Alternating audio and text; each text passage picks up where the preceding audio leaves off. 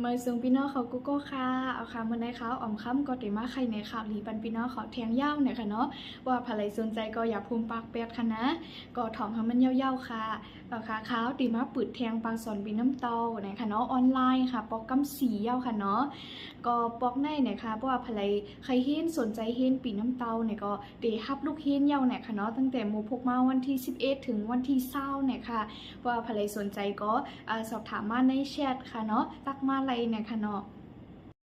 บางสอนปีน้ำเตาปอกในกอขาวตีฮับเศร้าก็ก้อยเนี่ยค่ะเนาะปัวเต็มเศร้าก็เย้าเนี่ยค่ะก็เต็มฮับเย้าค่ะปัวภรรยอาเพ่นตกลื่นเนี่ยก็เต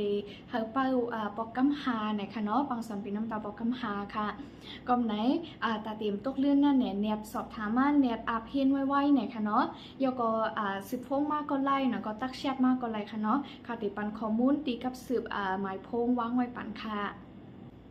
นะคะบางส่วนปีน้ำเตาปอกในก็เฮียนเป็นจุ่มเนี่ยค่ะเนาะเช้าก็ค่ะเนาะยาวก็ติดเลยเฮียน30วันค่ะข้าวย่ำเฮียนปีน้ำเตาก็เดี๋ยวเป็นข้าวย่ำตามคำค่ะเนาะ5 โมงครึ่งถึง6 โมงครึ่งข้าวย่ำเมืองมานค่ะเนาะปัวกวนอยู่ในเมืองไทยใครเขาเฮียนเนี่ยก็เดี๋ยวเป็นข้าวย่ำ6 โมงถึง7 โมงค่ะเนาะก็เป็นข้าวย่ำลือกาแบบนั้นก็ข้าวย่ำลงเฮียนเนี่ยค่ะเนาะเขามาเฮียนไรค่ะยาวก็เดี๋ยวเฮียนวันจันทร์ถึงวันศุกร์เนี่ยค่ะเนาะเดี๋ยวเฮียน5 วันยาวก็เดี๋ยวลือเฮียน2 วันเสาร์อาทิตย์นะคะ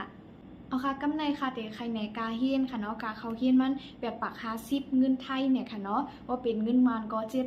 75,000พวกภรรยสนใจค่ะเขาเฮียนก้อยกาไปมีปีน้ำเตาเนี่ยก็ซื้อติคาก็ไรค่ะเนาะปีน้ำเตา1 หอยเหง5 ปากค่ะเนาะเงินไทยค่ะเพราะว่านับเงินมานก็หมอก130,000เนี่ยค่ะ